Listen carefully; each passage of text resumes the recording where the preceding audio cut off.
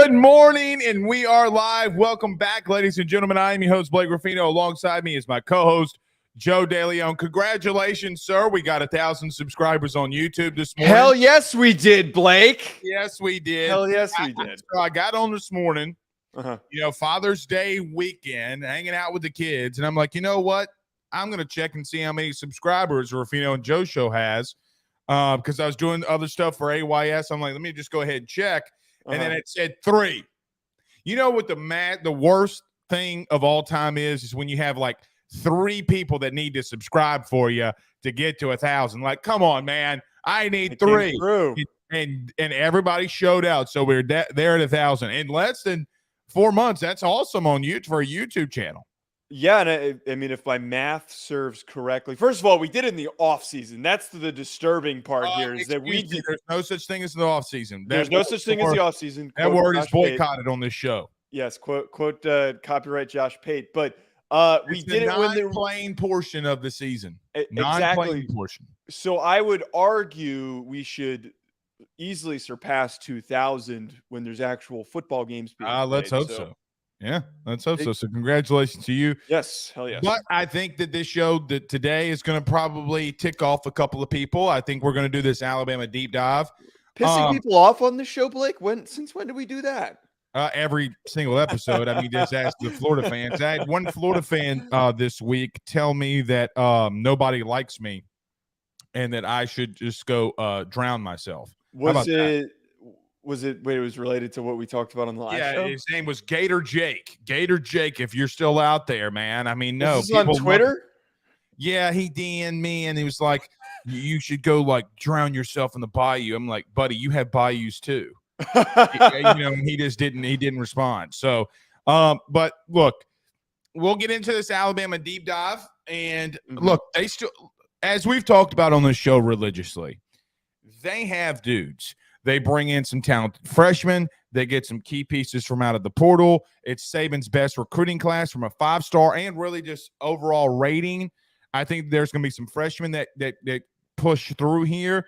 I think the Hale kid at wide receiver is going to have to do some things. The 5-star, because they don't have the weapons that Alabama needs to have to win it all, in my opinion. But they do get some key pieces out of the portal. Obviously, I think some of those, if not all of those guys, are going to start, even Tyler Buckner. So we'll do this Alabama deep dive. But, Joe, that's not, at least to me, from an overarching college football. And you know that I don't like talking this newsy stuff because it's been happening every day, every week. Yeah. But we do have some quote-unquote newsy stuff that happened yesterday. Look, I told you look, let me tell you something let me just say this, because there have been 3 teams that I said that are going to jump ship and go somewhere else. The recent one is San Diego State. We talked about this on the show, and I brought this up months ago. It was always going to happen because the Pac-12, listen, when you put a dog in a corner, an angry dog in a corner, they're either one or 2 things are going to happen. And I'm serious about this. Yeah, but it's like a chihuahua that was in the corner. Well, the Chihuahuas are pissed off. I mean, hold on now.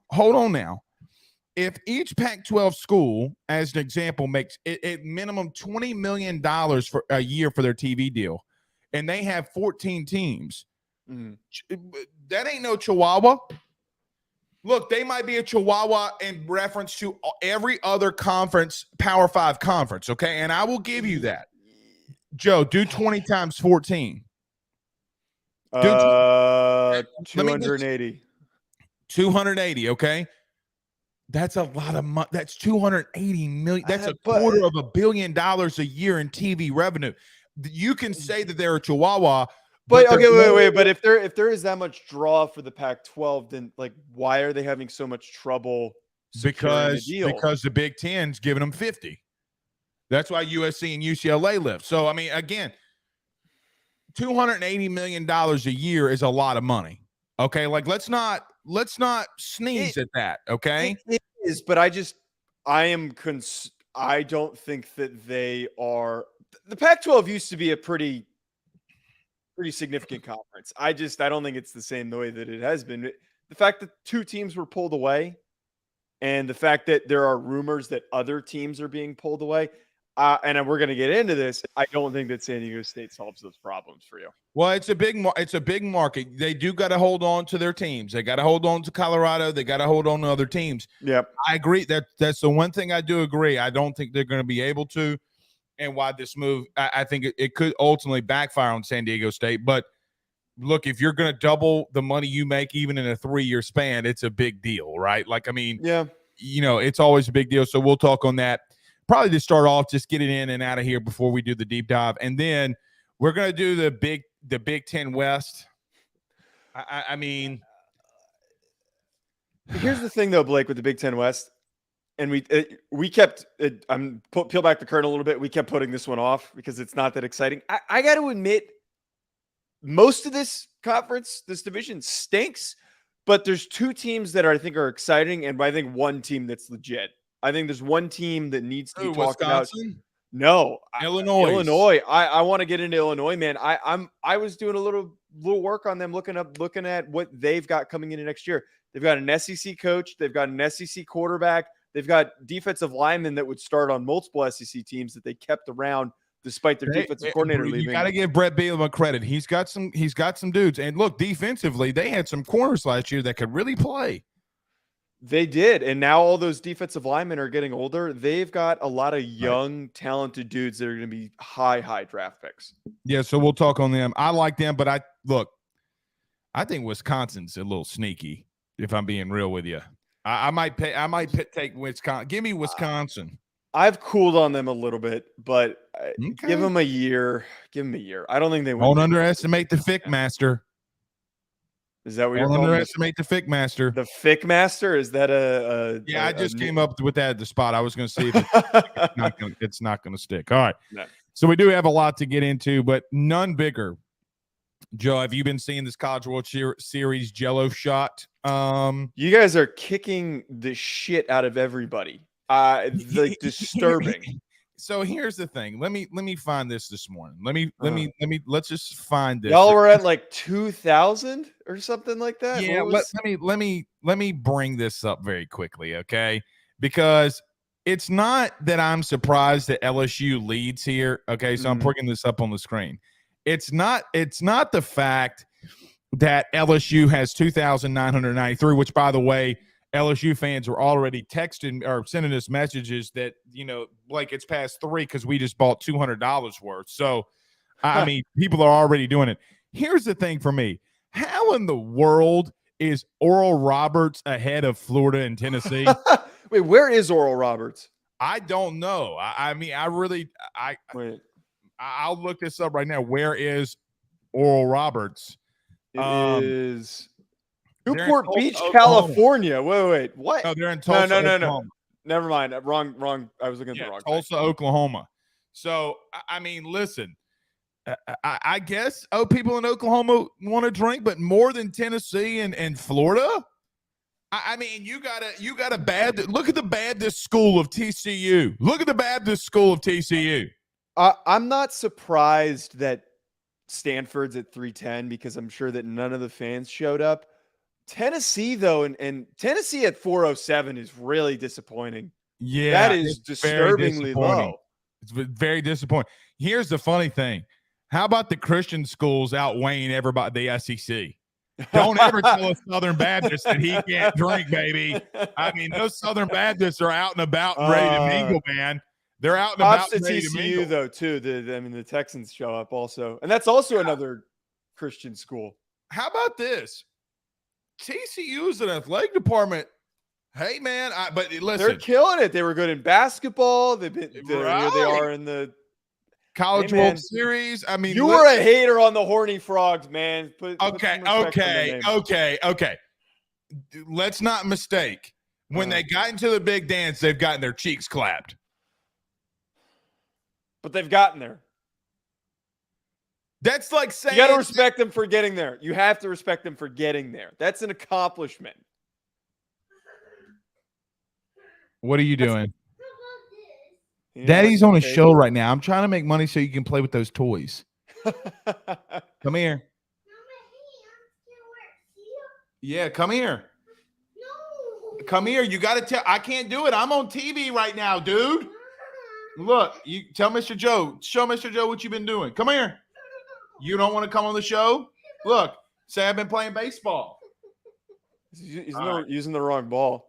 No, he's not. No, he's not. I mean, he is, but listen, this one's a lot easier around the house than the baseball. Oh, so that's for a safety concern. It's for a safety concern, and we have an 8-month-old. Okay, listen, when Daddy's done, we can play baseball. Okay.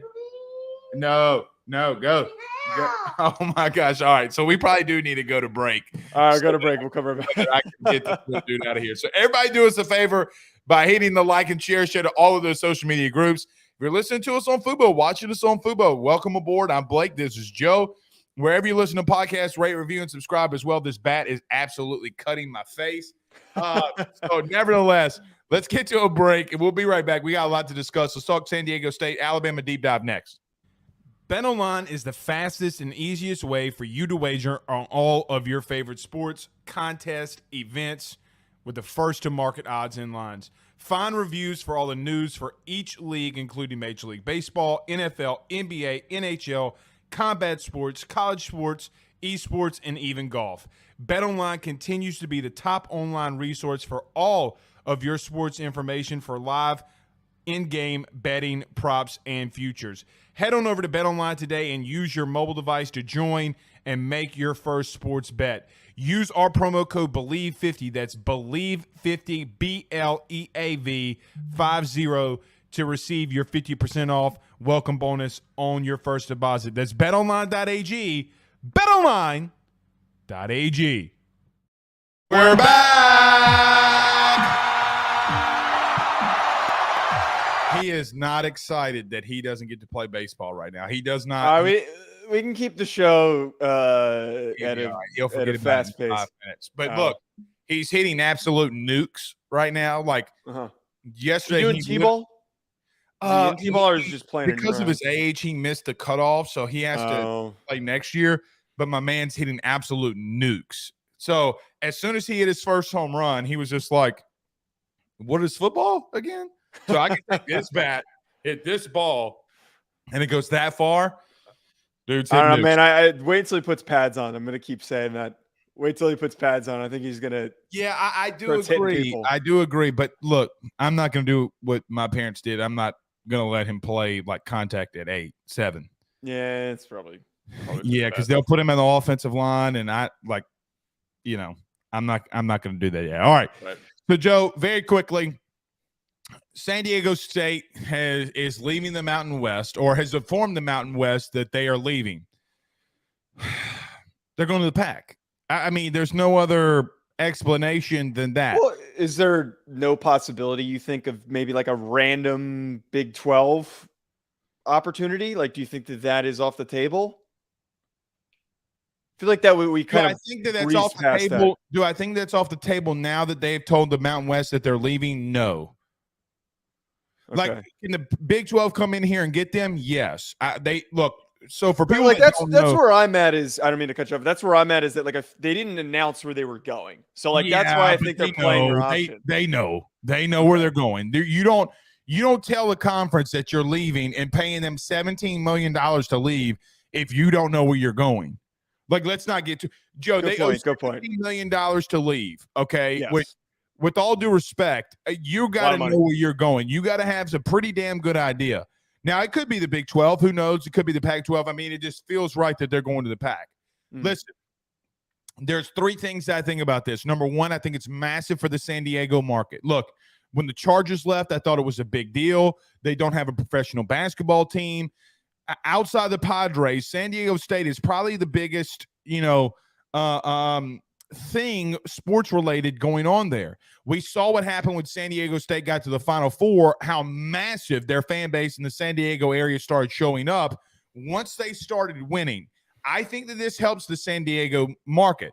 Now, other San Diego TV viewership, I think that it showed people when they started doing good. The San Diego market, Joe, was massive. Like they provided all the TV numbers. I think it was over 3 million people in San Diego were watching. Like, that's a big media market. I know that you don't like to move, but the second thing here is they built a new stadium. I think it's better than look, Here's the truth. Does San Diego State have more people going to their games than UCLA? The truth is that they do. Yeah, yes, because it's easier to get to and it's actually near the school. So don't tell me that San Diego, oh, well, we look at UCLA as an example, as like a brand, right? Like, oh, well, it's UCLA. It doesn't matter, Joe. It does not matter. If people aren't showing up, it does not matter. People show up to San Diego State. I just do believe that it's a big deal for them. But I do agree with one thing that you mentioned a little bit earlier, is that does it really matter? Okay. I don't think it ultimately matters in the big scheme of things. Maybe not. But here's what I do like. You ready? I don't want two big conferences. I don't want two Power Five conferences. I'm glad if we could have 4 or 5. I do, because listen, what people tend to forget is that this is not the NFL. You still have 130 teams now that in an expanded playoff that can make the playoff. Joe, any team in college football in the FBS could technically make the playoff, right? Because in 2024, it's the highest group of 5, and then you'll get your other 11 that are in there that are conference champions, strength of schedule, whatever. Any team now could theoretically make the playoff, okay? I just think it's a big deal for the Pac-12 or Big 12, wherever they go. Because, look, their bigger schools have left, and there's only one way. And I like that the Pac is trying to fight to keep alive. Now, Larry Scott, their commissioner, was the worst commissioner of all time, okay? It's not the Pac-12's fault that their commissioner sucked, okay? But they're trying really hard to rebound from Larry Scott. So let's see what happens here. But I do like it's a massive TV market in San Diego. San Diego, Joe. Did you know it's German? Yes, it is. Or Wales. Like you and I disagree on, as we know, on the massive conferences. I want to have less conferences. I want to have bigger conferences with the best teams. I think it's going to lead to better competition. We don't need to go down that rabbit hole. The way that I see this, though, San Diego is a fine media market. I think it's okay. I know, and I go down to San Diego often. I have a close friend who lives in San Diego, and it just seems like the vibe in general and in California, especially in that area, is it's very fair weather and it's very inconsistent. They need to win games for people to want to focus on San Diego State. So they'll draw some attention, and if they win games, people will show up, which is easier said than done in the Pac-12. But my main point that I brought up earlier is, like, does this actually mean anything for the Pac-12? I think that a lot of other teams are on their way out the door. I think that Arizona and Colorado, that smoke is legitimate. I don't think that they are trying to proposition this for them to get a better deal or whatever. I think that they legitimately have concerns and want to jump to the Big 12. And if that happens, if they see the lower level teams leaving, why wouldn't Washington and Oregon and Utah consider leaving for the Big 10 or the Big 12? I don't see a way that this conference sticks together or doesn't just absorb the Mountain West and become the Mountain West. It could. I mean, look, I still think Colorado is going to the Big 12, okay? So for that alone, I do agree there, but I do like the fight, okay? Here's what they're trying to accomplish. Let's call it what it is. They're trying to go to ESPN. They're trying to go to Fox. They're trying to go to CBS and say, hey, we just got the San Diego market. Okay. I would assume that they're trying to get somebody else inside of this that is another medium to larger media market. Now, where that is, I don't know. I bet it's Fresno State. If they're going to go after somebody, it's probably going to be Fresno State. Well, if you do that, okay. And again, listen, Joe, this is the thing that I don't think people understand. When LSU, I'll just give my experience as one. When LSU went out to the Rose Bowl and played UCLA, LSU had more fans in the stadium than UCLA did. Okay. Yeah. It does not bother me. Like, everybody's like, oh, well, UCLA is a big brand. That's true. They don't sell out. Like, it's similar to San Diego State, though, that like we saw with the San USC. Diego State has a higher attendance in the major three. They have a bigger attendance. When they're good, though, people show up to go to those games. But what I'm saying is even when San Diego State isn't, they still are outdrawing UCLA. Like, this is from the NCAA. I mean, this is not an opinion. This is just what we pulled up. They're still having a higher attendance. Joe, do you mean to tell me UCLA basketball is not bigger than San Diego State? Now, I know San Diego State played for a Final Four and, they play for a championship. They outdrew them. Joe, I mean, they outdrew them. So my point is, who's the bigger draw? Like, if LSU and UCLA are playing, which they'll play in 2024, LSU they took it over. So my point is, who is the real bigger draw at this point? Yeah, but UCLA is a bigger draw for a different reason. They're not showing up. But it's less about them packing the stands with home fans and more. It's kind of like with Miami, that it's going to draw eyes on TV. That's if UCLA is good, there are a lot of alumni across the country. That's the thing, is a lot of alumni don't really stay in LA. That doesn't really, it's one of those schools where not everybody really stays in that area. They stay in beautiful San Diego. But yeah, no one leaves San Diego because it's a nice area and it's not as crowded as Los Angeles. No one wants to stay in Los Angeles. Los Angeles stinks. So it's a national brand where people are going to tune into games when they're competitive. That UCLA USC game, I don't know what the viewership numbers were, but I bet it was one of the most watched Pac-12 games of last year. It might have probably been, except for the championship game, the most watched game. It's very different. It's hard for them to draw a crowd because the Rose Bowl is just in such a terrible location in relation to where the school is. It takes like an hour and a half to get over there because of traffic and the distance that they have to travel. Joe, with all due respect, that's everybody. You think no. Hold on. No. BS. Let me ask you this. Does everybody live in Tuscaloosa? Does every Alabama fan live in Tuscaloosa? Stop. No. Answer the questions yes or no, please. Does everybody live in Tuscaloosa? Like, have you been to LA? Yes. Does everybody live in Tuscaloosa? No. Does everybody live in Baton Rouge? No. Does everybody live in Gainesville? No. Does everybody live in Athens? No. So my point is, if you really want to be there, you will be there. Blake, but 50 miles away from Tuscaloosa, all those areas that you just brought up, takes you an hour or so to get there. Hour and a half. No, it doesn't. No, it does not, Joe. I don't think look. That is way more drivable than 10 miles in Los Angeles. That's not drivable. I understand that, but if your fan base really wanted to be there, Joe, they will be there. Which they've shown up. They've shown up for the UCLA USC game. Let me tell you this. Okay. When LSU played Alabama, do you know it takes people 7.5 hours to get home because of traffic? Yeah, I mean, that's believable. It's more than believable. It's literally happening. When we left Garth Brooks' concert, let me tell you something. Joe, we left at 11-something a.m. Okay, 11 p.m. You know we didn't get home till like 4 a.m. the next morning. My point is that if people want to be there and go and do something, they will do it. Their fan base is not dedicated. I don't disagree that they're not dedicated. It's not an SEC fan base, but like it's still not even if they were. You think you can keep Ohio State and Michigan out?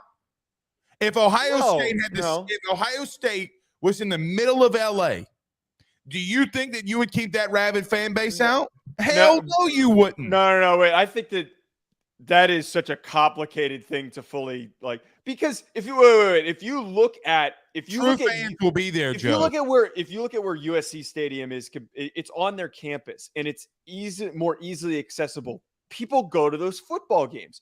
The Rose Bowl is in such an awkward spot that is so freaking hard to get to. And I understand stadium traffic, but if it's on a normal day, 2 hours to get to that stadium, to go 10 miles, imagine how hard that is to get in and out of on a game day if it was actually packed. Julius, if you're a true fan, you'll go. I live in Georgia and go to all LSU home games. That's an 8-hour drive. Look, to get us back to the point, I think San Diego State is fine. I just don't think that necessarily saves them. I don't understand. I don't think that necessarily gets them a draw to get a television deal. Like, I don't think that does that for them. They're struggling to get a TV rights deal, and I think by the time that San Diego State actually joins, other teams might be out the door. And then what leverage do they have to be like, oh, look, we got San Diego State, but we're now losing Colorado, which is at an all-time high in attention. Like, I would rather have Colorado in the conference with Deion because that gets me national eyes. San Diego State does not get me national attention if they're good. It doesn't. It gets me the market, but it doesn't get me national attention like Deion does if they win 8 games.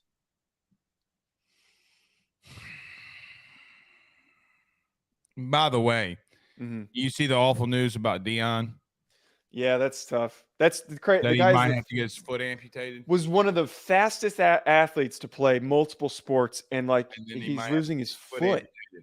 Man, because of doctors in the NFL that did not relocate his with his toe, with his big toe, they didn't. What was it? They didn't set his toe right. So stupid, man. Idiots. So stupid. I mean, I hate that for Deion, man. That could throw a wrench in a couple things, man. I mean, you getting your foot amputated, that can really hurt. Now, I mean, we have advanced stuff, and I know Colorado will help Deion, but I'm praying for him, man. I don't care what you think of Deion right now, but that sucks. All right, you want to go to this Alabama deep dive? Yeah, let's get after it. All right, so look, we've been doing a lot of these. We did Florida the other day. Now we're going to do a deep dive into Alabama. I'm going to actually give this over to you first. What do you think about Alabama and where they sit as of right now? So after what we've talked about Alabama so much this offseason, I think it's very fitting that we're getting them out of the way early for how much we've talked about them, because we've almost basically done this deep dive on multiple shows, but we haven't gone as far as this. Offensively, there is legitimate concern. Having watched Tommy Rees on a week-to-week basis, we can pull up in random stats. We can sit here and be an apologist for him now that he's at Alabama and be like, Nick's going to get him right. Nick's going to help him figure it out. Watch him start calling plays, and you're going to start to realize where the frustration was for Notre Dame fans. And this is coming from you, who's an avid Notre Dame fan, an avid Notre Dame watcher. I mean, like, and a supporter of Tommy Rees, an apologist for Tommy Rees because he was a former Notre Dame starting quarterback for multiple seasons. Right. Like, the quarterback situation is also very complex. It is very uneasy. As much as there's concern on the offensive side of the football, Blake, and even if they have one of the worst years offensively in Nick Saban's time as a head coach, I can't sit here and say that this team doesn't win 10 games. I can't. I look at what the talent that they bring to the defensive side of the football with Dallas Turner, with Kool-Aid McKinstry, with Chris Braswell, and then all of the young recruits that they brought in, some that might play, and also guys that we haven't even talked about from like I think Caleb Downs is going to play. Like, I think the 5-star safety Caleb Downs, I think he's going to play right away, personally. I think he's going to be a dog too, and I think he's going to be highly impactful. DBs under Saban can get on the field early and make an impact. They're really freaking good. The defensive side of the football is going to carry this team. And I look at the schedule. Saban is too good of a head coach and has been around too long. And as much as we like to joke on here that he has lost it a little bit, we'd like to make that comment. We like to throw that out in jest. Their 3 hardest games are Texas, Tennessee, and LSU. They're not losing to Texas, and Tennessee and LSU are a toss-up on both sides. Probably going to lose to LSU. But I don't think that Tennessee is a foregone loss. They're not going to go less than 10-2, Blake. They're not. They're just not. All right. So here's the thing for me. Okay. You get rid of Bill O'Brien. Bryce Young isn't there. You bring in Tyler Buckner. You got Jalen Milroe. Whoever wins that position, look, we could sit here for days and argue, is it going to be Buckner or is it going to be Milroe? I agree that they're getting back to what you're ultimately trying to say is back to the old school Nick Saban way of playing really good defense and running the football. I don't think Tommy Rees is an upgrade from Bill O'Brien. It's a massive downgrade. I think it's a massive downgrade. So here's what we heard all offseason last year, right? When Marcus Freeman kept Tommy Rees, and I mean, he kind of had to, but Tommy Rees stayed as the offensive coordinator. You want to know what I heard from Notre Dame fans? Oh, well, Blake, Brian Kelly isn't there anymore to dictate what he does offensively, right? Well, nothing changed. It actually got worse. Yeah. His play calling got worse in critical situations, regardless of quarterback. Like him throwing the ball on 3rd and 7 against Syracuse, or I think it was Syracuse as an example. And luckily, Drew Pine, pulled it when he wasn't supposed to, gets a first down, and everybody's like, oh, okay. He had some issues last year offensively. It's not those games that I worried about. Like I went back and watched, because LSU got Andrew Sam, the safety from Marshall. I just went back and watched the Notre Dame Marshall game because that was his best overall game. And listen, Joe, I'm sitting there during halfway through the game, and I'm like, what is he doing? Like, what is he? I don't even know what Tommy Rees is trying to accomplish, right? Like, they're blitzing the safeties off the edge. They're stuffing the box. They're forcing you to throw the football. He doesn't adjust. Maybe because Tyler Buckner couldn't throw the ball at a high clip. But the problem with that is Buckner's now at Alabama and could potentially be the starter. Now, I think Nick will pull the string on him quicker than what they did a year ago. Mm-hmm. I agree with you. I think they got some question marks offensively because when I look at them now, can Proctor start, the talented freshman out of Iowa, even though they got Elijah Pritchett that's there? They have some interesting offensive line, maybe. I don't want to say issues, but you got Tyler Buckner, I think it was going to start at guard. J.C. Latham's probably going to start at right tackle. They got some more things offensively that we got to talk about. Just because Proctor's there does not mean they're going to be good. I think they got question marks along the offensive line. And, Joe, here's the biggest question. Even though I think that Justice Hayes, the true freshman running back, and look, everybody in Alabama is talking about, and when they talk about a true freshman, usually they don't miss when it's that high of a, especially a running back too. Like it takes a lot to crack the starting lineup as a running back at Alabama. And look, one thing you got to give Saban, he's had a crap load of really good running backs on his teams before. Even though Alvin Kamara transferred, I mean, he's got Trent Richardson, Mark Ingram, Derrick Henry, Jamar Gibbs, who went in the first round in this past draft. The problem with me is even though they don't have or know who their starting quarterback is, I still don't think or believe that they have the weapons on the outside offensively to execute. Now, they go out and get the 5-star wide receiver in recruiting in Jalen Hale. He's going to have to perform. Okay.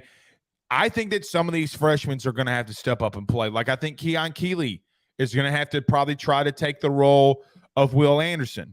But just because he's taking the role as a true freshman does not mean he's going to come in here and dominate. Justice Hayes, we talked about. Desmond Ricks is another one. James Smith, the defensive lineman. Saban doesn't really play a lot of true freshman defensive linemen.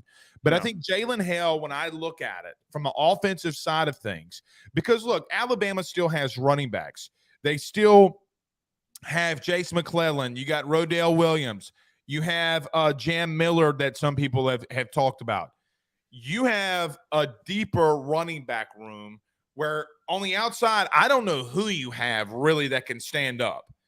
That's what their issues were a lot last year when Bryce Young was trying to do things. Name his top receiver. Name his top receiver. It was Jahmyr Gibbs was his top receiver. That was his top receiver as they're coming out of the backfield. Mm-hmm. I agree that they're going to have to double down defensively and be better defensively to win 10 games. They're going to have to play staunch defense. They're going to have to run the football. And look, they might be able to do it. I think Saban is in his element when they are running the football and playing good defense, play action, getting the ball down the field. All of that's fine and dandy. I agree with you that they have a crap load of talent, a crap load of pieces. Very likely that they're going to win 10 games. That's not their standard. Their standard is getting to the SEC championship game. Their standard is winning the SEC West. Their standard is winning the SEC. I don't think they have the dude at quarterback to do it. Now, there's one outlier here that I will digress from. if Jalen Milroe can just be somewhat accurate, like medium to above average, him running the football, they're going to be dangerous. Because when you have a guy that can run the football like he can, I said this last year with Jaden Daniels, okay? Because when you have a running game like that and can play the defense that they can and control the game, man, Jalen Milroe scares me more than anybody on that roster. Let me tell you why. Because he might be the best athlete on the field at any given moment. Joe, he's going to run a 4.340. Like we already know that at 235, 240 pounds that he's been on a clock time. Not on clock, on electronic time. And he's running the 4.3s. You get that kid out in space. If he can just be medium to average, I think they could do some really good things. That's me. But here's my only problem with Milroe, though, is like we saw enough of Milroe, and like I get the same argument can be made for Tyler Buchner. We saw enough of Milroe where like they almost lost the Texas A&M game because of him. Like, yeah, but Joe, that's different. That's different, though. But is it like we don't have any evidence to show that he has what it takes to just be a passer? Like, yeah, he's a great athlete. He's a really good athlete. It's him and Tyler. The ironic thing is that they Joe, brought in Tyler Buchner, who's the same freaking guy, basically. Can I tell you the truth? Yeah. In college football, a guy that can run the football at that position can take over games. But if you can't throw the ball, but here's the thing though, with Tyler Buchner, not a 4.3 athlete, is a really good runner, and he was impactful as a sub-package runner when Jack Cohn was there. But once he fully took over, the Marshall game was perfect example. It only took a G5 team to just load the box and blitz like hell, and because he couldn't throw consistently and make decisions, they were effed offensively. Yeah, but that's a different animal because Milroe's a different animal than Buchner is. I think Buckner's a slightly better passer than Milroe. Milroe's the better athlete, Buckner's the better thrower, but collectively they both suck. But Milroe's a better decision maker. Is he though? By a long shot. Joe, we saw Buchner have 300. Everybody freaked out about Buchner because he had a good game against a depleted South Carolina. My dude threw 3 interceptions and was throwing balls in a triple coverage. The decision making sucked, but I think it's actually a pretty good example that how impactful he is as a runner. Like he won that. Joe, are you going to really sit up here and say Buckner's not as a better athlete than Milroe? Because you're wrong there. No, I'm not saying that. Okay. But like if you can beat South Carolina throwing 3 interceptions and running the ball the way that he did at Notre Dame, I mean, imagine what maybe Tommy can kind of figure out with him as the starting quarterback. He can't do that in the SEC West. I know he can't throw for 3 interceptions, but maybe if you figure out an offensive game plan that serves to his skill set. Here's the thing. He might be able to do that against South Carolina, okay, when you have a month to prepare. He can't do that in the SEC week to week. He's not going to be able to run like that. I'm telling you. He can't do that against LSU or Tennessee, but like I think that the rest of the schedule they can. Well, you know who he can't do it against either, and I know we talked about him a couple days ago. He can't do it against Florida. He ain't going to be able to do it against A&M. He can't do it against LSU or Tennessee, as you mentioned. Here's the truth. You ready for the truth? He can't do it against Arkansas. I promise you. As much as we poo-poo on Arkansas. Yeah, okay. He can't. Here's the difference. Milroe can. Now, I get. But wait, again, this is where like I'm hung up. Is like, are we just assuming that a 4.3 athleticism is enough to win them football games if he can't accurately complete a pass? He's taken leaps throwing the football, in my opinion. You didn't see the kid in high school like I did. He's not a Louisiana guy, is he? He's from Texas, like Dallas, somewhere around Dallas, I think. Got it. Got it. Regardless. Here's the ultimate thing, though. Regardless on whoever's right on the argument that we just had or the discussion that me and you just had on those 2 quarterbacks, it doesn't matter. They're not dynamic enough, in my opinion, to win the West. They're not dynamic enough to win the SEC because you know who neither one. Let me just tell you something. If you thought Bo Nix got his ass clapped against Georgia week 1 last year against Oregon. What do you think is going to happen to Tyler Buchner against Georgia? God willing, let's say they both get to the SEC championship game. Okay. What do you think Georgia's going to do to them? It's a great point. Well, they unless I'm misremembering, they don't play Georgia on their schedule. That's what I'm saying. That's why the only time they would play would be in the SEC championship game. And if you think that Alabama is dynamic enough offensively at that position to really scare anybody, Joe, like I've told you, Alabama does not scare me at all. Like, at all. Offensively. Defensively, yes, they do. Offensively, please, God, Jesus, please, sweet baby Jesus above, start Tyler Buchner. That's what everybody in the SEC is saying. Please, sweet Jesus. But here's my whole thing, and it goes back to what I was talking about earlier. This might be a team that is one of the worst offensive teams in Saban's tenure. But there have been multiple years where Alabama has had bad quarterback play, and they've won a national championship. No, that's wait. Jake Coker and Blake Sims were not that 3,500 yards and 25 plus touchdowns. But my point is they found wait. He was not a good quarterback, but they found ways to succeed. Don't you dare come on this show and say a guy throwing for 3,500 yards and 25 plus touchdowns. That's not my point. Quarterback play. That's not my point. My They're point going to have. They will have to have. I know what Josh Pate says. I know what Cole says. They're going to have better overall quarterback play than just average. You know why? Because their offensive line is not good enough. They're not good enough. It's going to be better than it was last year. A lot of the guys that they you lost. Want to bet? Do you want to bet? Offensive line was not good last year. It was not. And you think that they're better? They have a lot of young guys coming in, and on top of that, they had young guys on that line. Had 4 dudes that got drafted, and you want to tell me with sophomores and freshmen that they're better? Have you ever seen Proctor go up against an SEC left tackle? I haven't, but I know that last year's group with upperclassmen, they were good. He's a half a Popeye's biscuit away to being moved into guard. The dude's lower half is not fast enough for him to play right tackle, and you know that. That's why you want to put him. Latham is going to be playing left tackle, and he should be playing left tackle. But my point is, they are going to have in today's day and age. Everybody talked about Georgia, and Georgia can do it. You're not Georgia. Snowflakes. You're not Georgia. The point I was trying to make with the quarterback comment is that as a quarterback, Coker and Sims were not physically the best quarterbacks that they've had. They're average to below average quality quarterbacks, but they got them to play. They got them to play at an average to slightly above average level because everything else worked around them. They ran the ball effectively, and they got back to that. They're not going to run the Bill O'Brien scheme. They're not. They're going to run the hell out of the football like Tommy Rees did. This is my whole point. As much as I want to sit here and shit on Tommy Rees and how much I don't like him and how much I think Tyler Buchner sucks, I still think, and as we talked about when they hired Tommy Rees might get this run game going. And he might get it cooking. He did it with Audric Estime. They were already running the ball for 190 yards per game.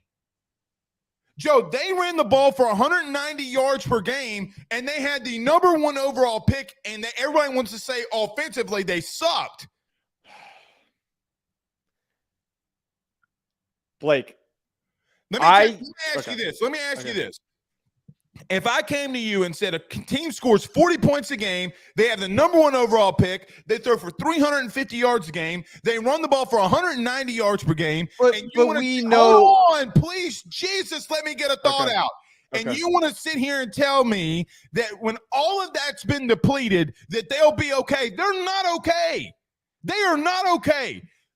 When you replace the number 1 overall pick, it affects things. They're not going to be able to run the football at a high enough clip for them to take over offensively.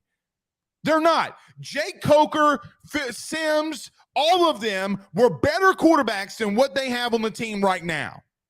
I don't think by a significant margin. I don't think by a significant margin at all. I don't think it's like a massive area of separation. Jake Coker threw for more touchdowns in the SEC in 1 year than Tyler Buchner, Jalen Milroe, and Ty Simpson did in one game. I mean, all combined in 1 year. When those guys took over, there were concerns that they could do it. What? When those guys took over, like it wasn't a foregone conclusion that they were going to play at a high level. Do you not remember Jake Coker? Jake Coker came from Florida State and he sucked at Florida State. Joe, he played 2, 3, 4, 5 games. So did Tyler Buckner. Tyler Buckner was a sophomore last year. And by the way, he was a redshirt freshman. You know what Jake Coker never did? What? He didn't look like that against Marshall. He was at Florida State longer than that, by the way. He didn't start that many games at Florida State. He didn't. No, I'm not saying he did, but he didn't start and he didn't play and he was there for a period of time. Yeah, but when it mattered, when he started, Jake Coker went cuckoo for Cocoa Puffs. I don't think that it is a foregone conclusion that they can't figure it out. This is my whole point, though. Let me ask you this. Can they keep up with LSU offensively? I'm not saying that they're going to beat LSU. That is their most glaring loss to me. I think that they lose to LSU, but they're going to beat Texas. And as I said, their schedule is favorable for them. As much as we want to say that they might have a down year next year. They can keep up with Texas offensively? Are you sure? I am not afraid of Texas. I will sit here and say this on this program. The question is, can they keep up with them offensively? I don't think it's a matter of keeping up with them. I don't think Texas scores points on this defense. I don't think they almost couldn't keep up with them last year. You think Quinn Ewers is going to put up points against this defense? You think he's going to be able to move the ball against this defense? This defense got better than last year. It's going to be better than last year. Anybody else besides Alabama with the players that they have to replace, you would say that they have serious question marks, would you not? Alabama does have question marks, but if a coaching staff and a program, they've had question marks the last 3 years, and Saban's whiffed on all of them. Wide receiver depth, they've whiffed on. DB depth, they've whiffed on. Linebacker depth, they've whiffed on. At some point, he's got to be responsible for all of this. But I think that this upcoming year, at the linebacker position and at the defensive back, they are in a much better spot than they were last year. Their defensive issues, I don't think are going to be anywhere near as big. What do you know about Dante Lawson? Not a significant amount. You know what else? Neither does anybody else. What do you know about their transfer from Georgia and Tresman Marshall? They're good athletes that they're bringing in. But you don't know. Kool-Aid McKinstry is one of the best corners that they've had over the past couple of years. He's a great footballer. Got absolutely cooked by Malik Neighbors. This is what happened. He went out there against Tennessee. He went out there against LSU and got cooked. So guys can't get cooked and get better the next year? Guys just can't get better the next year? Like he's a young player. You tell me that the receivers that he went against couldn't? Those guys are gone. He was a young player last year. Gone. Okay, Malik Neighbors is back. Burrell's not gone. He was a young football player last year. You can't. He was a redshirt junior. He's not young. He wasn't okay, but that was one of his first years in terms of like playing a significant role in that defense. He's a 3-year starter, Joe. Wait, I must be misremembering. He's still. I still think that's not a fair claim to assume that he's not going to get better. My point is, he's not the lockdown corners that Alabama's ever had. They can figure it out. He's not Marlon Humphrey. He's not Marlon Humphrey. He has the traits to be just as good as any of those guys. My man got cooked. I think that there is a bias here. It's like me yelling. It's like me yelling about you. When we do the USC show, I'm going to shit on USC. I think that there's a little bit. What do you mean about what? You're an LSU fan. I just said that they're going to win 10 games. But if you're going to sit here and tell me that a team that you believe is going to win 10 games that has highly suspect offensive production that is returning, you don't know who their quarterback is. It doesn't matter that it's Saban. If you're going to sit here and tell me that Tyler Buckner, Tommy Rees, and Jalen Milroe is going to lead them to anything that Bryce Young couldn't, you're crazy. Defensively, everybody poo-poos on Henry To'oTo'o.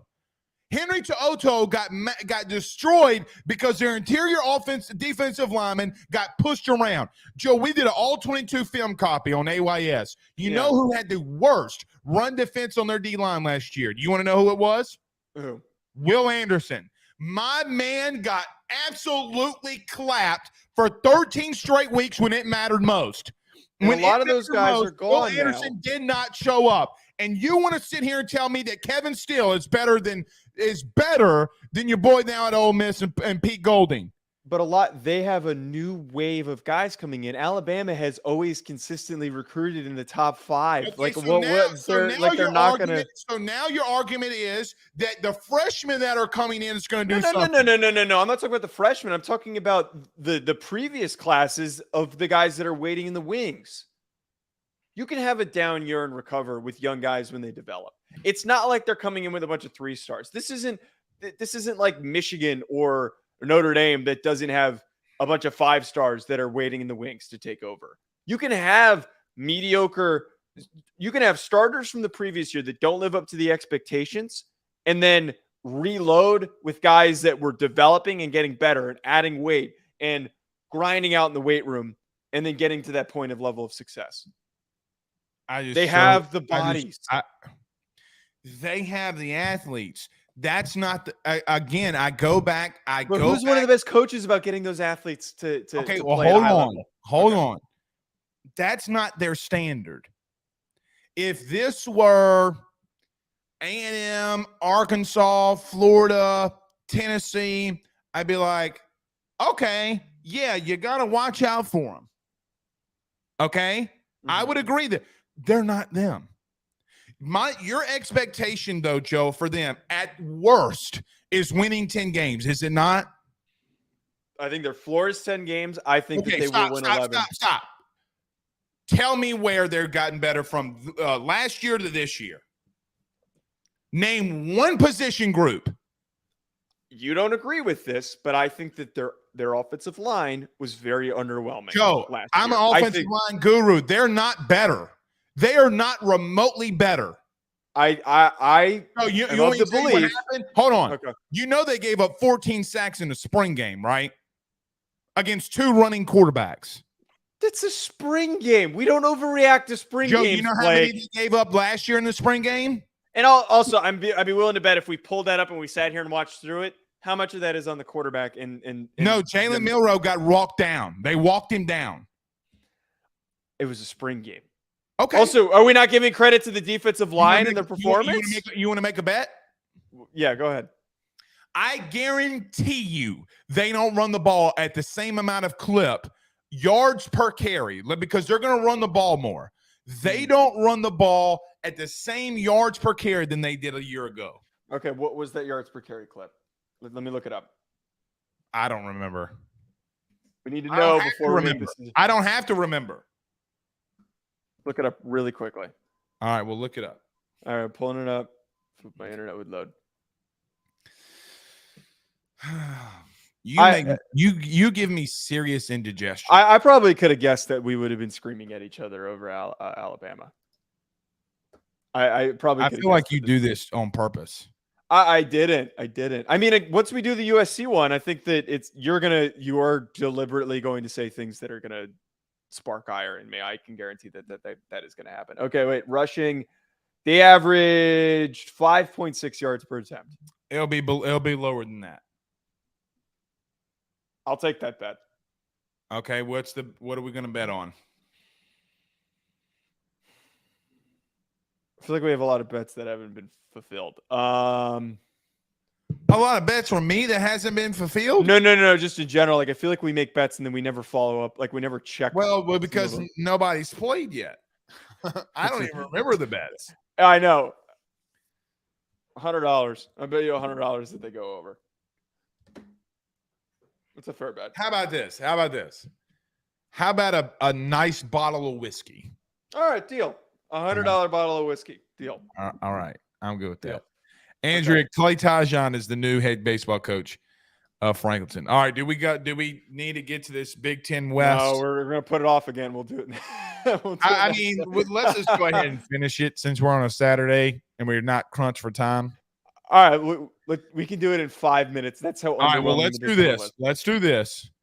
Yeah. Let's talk about our good friends over at Bet Online one more time. Let us regroup because you got my heart rate is. You want to know what my heart rate is?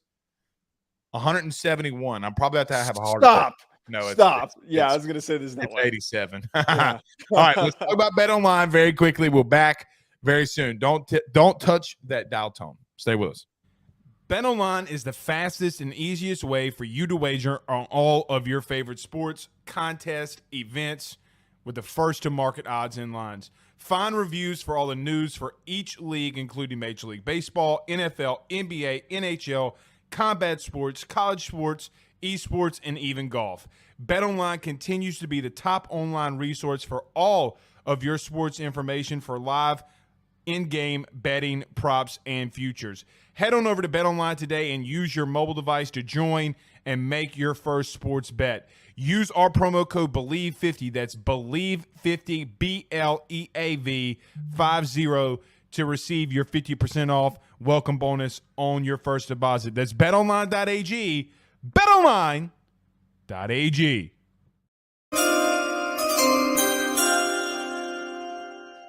Let's talk about the Big Ten West. I agree. I really like Illinois, but can I tell you something? Uh-huh.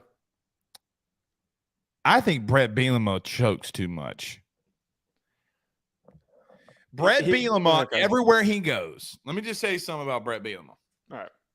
Everywhere Brett Bielema goes, whether it be Wisconsin, whether it be Arkansas, wherever it is, my man starts off extremely hot as a coach. And then years 4, 5, 6, whatever, my man starts sucking. Well, he's not in year 4, 5, or 6 yet, and he's got some dudes. The problem for me is I think Wisconsin's going to come out of this Big Ten West. I think that Purdue, with a new coaching staff, I just trust Fickle. I trust Phil Longo. I trust them to get their boys ready to go more than anybody.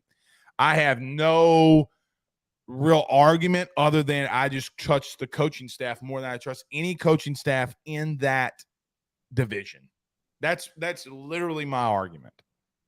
That's why I'm picking Wisconsin. I think it's fair, but here's like where I have a little bit of pause because, again, as I said earlier, it's going to come down to these two teams. I don't think there's going to be much other competition. Wisconsin is going to be exciting in Fickle's first year. He is one of the best head coaches in college football, and I don't think he gets enough recognition for being as good of a head coach as he is. To bring in Tanner Mordecai at quarterback is a huge upgrade. To bring back Braylon Allen is significant. Their offensive line is a little depleted. They did lose some dudes. There's a little bit of a concern there. I'm never worried about Wisconsin on the offensive line. Yeah, there's always some dude that they pulled off of a farm that's going to step right in that was like an all-state wrestler that's just going to be eating dudes. I just don't know if they've got the same level of talent that Illinois has. Because it's not like Illinois has a good roster. They've got NFL dudes on this defensive line and in their secondary. And they're bringing back most of their offensive line. Jerjon Newton and also Keith Randolph are two of the best defensive linemen in the country. They were bodying guys, and their whole front, not just those two guys, are elite level players. Will get drafted, all of them. Monsters. I also think something that's not brought up enough, I think we kind of pushed away Luke Altmaier. I think that we assumed that Luke Altmaier was done the second the Jackson Dart won that competition. I think a change of scenery and a complete change of conference is good for him. And as we've seen a lot of times, Blake, guys that leave the SEC from good, potent programs tend to find success elsewhere because they've got the talent. They just didn't get the opportunity to succeed. If Altmaier can figure this out, like that to me is like the big thing. Well, if Altmaier figures it out, he can put it together. Well, we look at quarterbacks and we're like, oh, they have a bad year one, and we write them off. Yes. Like long are the days where you can let Joe Burrow work himself out. Long are the days where you can let Jalen Hurts work himself out of it. Mm-hmm. I agree there. I don't know what else you want from me other than me just telling you that there's not a coaching staff in the Big Ten West better than what the one is at Wisconsin. And I think that coaching really matters. Coaching is definitely important. Well, but here's the one thing, though, and I know that Ryan Walters is gone, who was the defensive coordinator at Illinois.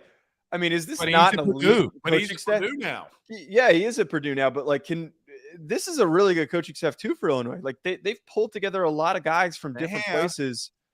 I actually have a bit of a hot take that I'm going to throw in there. I think that if Illinois wins and beats Wisconsin, and they go on to win the West, I would argue that I'm the same level of scared of Illinois as I am of Penn State. I think Illinois defensively has better dudes on the defensive line than Penn State has on their defense. And I know you talked really highly of Penn State. I know, dude. Illinois has got some just doing that just to piss me off. I'm not. I think that they are closer to one another than some people are willing to admit. I will admit that. Well, here's the thing. Illinois has Toledo, but then they go across the country on a Friday night. They go to Kansas. They're not losing to Kansas. They're not losing to Kansas. Come on. They're not losing to Kansas. I'm a big weirdo and I like goofy teams like that. They're not losing to Kansas. Okay. Who on their offensive line is blocking those dudes? They don't have anyone. Their best guy, I think, went to the NFL or left. I forget. Don't ever underestimate Lance Leipold. Yeah, when he goes to another school, I'll start taking him seriously. You can't win. You can't have a winning team, dude. In Kansas. Here's the thing. That team didn't have 6 wins the last 6 years combined. They got the 6 wins this year. Yeah, I mean, he got them right, but like that's their ceiling. They're not beating Illinois. I'll give you Kansas. All right, but here's the thing. They got Penn State at home week 3. That's where I'm getting at. Penn State's going to win that game. But I don't know if that's just like a guaranteed lock. Like, then they got Florida Atlantic, Purdue, Nebraska, Maryland, Wisconsin, Minnesota, Indiana, Iowa, Northwestern. See, so here's my thing. Let me throw this out to you. Okay. Here's a deeper thing. You know how everybody makes fun of the SEC West or the SC East or the SC as a whole in reference to their schedule? Mm-hmm. Name a tough team Illinois has not named Penn State. That's my whole point. But if Georgia did that, everybody losing their damn minds. I mean, but they're still in a division. I mean, the SEC East is not better than the SEC West. No. So it's flip-flopped in the Big Ten, where the West is not as good as the East, right? Yes. Joe, outside Purdue, I mean, outside of Penn State, there's not a team that really and truthfully Illinois really should lose to. I mean, and that's what I'm getting at. They should win 10 or 11 games. Maybe Wisconsin, and I'll concede that one. But that schedule is outright soft toilet tissue paper. They have Purdue, Nebraska, Maryland, Wisconsin, Minnesota, Indiana, Iowa, Northwestern. That is softer than Charmin toilet paper. And if you pick off one of those top 2 teams, which is Wisconsin and Penn State, that you have to play, pick off one of them. Yeah, you finish with an 11 win season. No, and then you're probably gonna lose in the and they got Nebraska at home on a Friday that feels goofy, like a goofy, and I don't trust Matt Rule. Look, all I'm gonna say, and just to reiterate this point, Illinois does not get enough love for how good of a football team they are. I saw something. I was reading an article, had them ranked as the 47th best team in the country. This is a top 20 football team. And they're going to finish. You don't have any really good role in Nebraska? Not in year 1. That roster was so freaking bad. Like, what are they going to put together? A lot of dudes now. But so rarely. I think what they do is going to be more comparable with the Lance Leipold than in year 1. You think they go 6-6? Yes. I think that's an accomplishment to go 6-6 for how freaking bad they were over the past 3 seasons. That is a massive accomplishment to go 6-6. Okay. We'll see. We'll see.